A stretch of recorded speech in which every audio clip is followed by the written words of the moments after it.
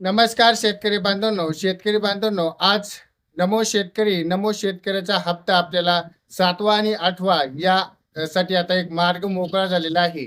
म्हणजे नमो शेतकऱ्याचा आपल्याला 8वा हप्ता आणि 9वा हप्ता आपल्या शेतकऱ्यांच्या खात्यावरती आता पीएम किसानचा जो 13 मार्च 2026 या दिवशी जमा होणार आहे. तर त्यात आपल्याला या तारखेला जो पीएम किसानचा हप्ता जमा होणार आहे, त्या तारखेला जमा होण्याची शक्यता आहे.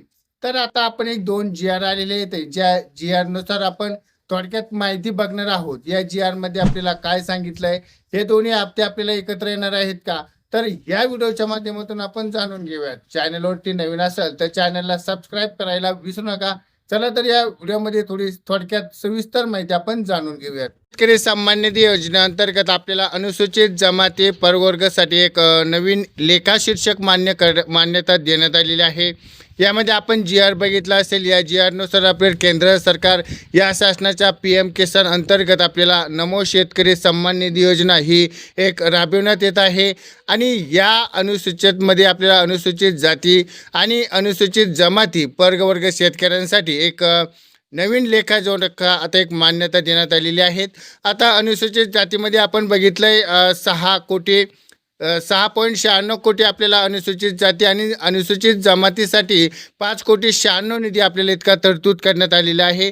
आणि या निधीनुसार आपल्याला पूर्ण माहिती आपल्याला दिलेली आहे. यामध्ये मराठी शीर्षक आणि इंग्लिश शीर्षक आपल्याला या नुसार पण आपल्याला या ठिकाणी माहिती दिलेली आहे. आणि या ठिकाणी बघितलं, ही योजना आपल्याला केंद्र सरकारच्या अंतर्गत म्हणजे पीएम किसानच्या अंतर्गत या राबवली जाते. आणि ज्यावेळेस पीएम किसानचा जो हप्ता येतो त्यानंतर आपल्याला नमो शेतकऱ्याचा हप्ता येत असतो. पण यावेळेस आपल्याला काय झाले की पीएम किसानचा हप्ता आल्यानंतरही नमो शेतकऱ्याचा हप्ता आला नाही. आणि काही कारणास्तव आपल्याला हा हप्ता किंवा 8वा हप्ता किंवा 9वा हप्ता हे हप्ते आपल्याला दोन्हीही एकाच वेळी येण्याची शक्यता आहे.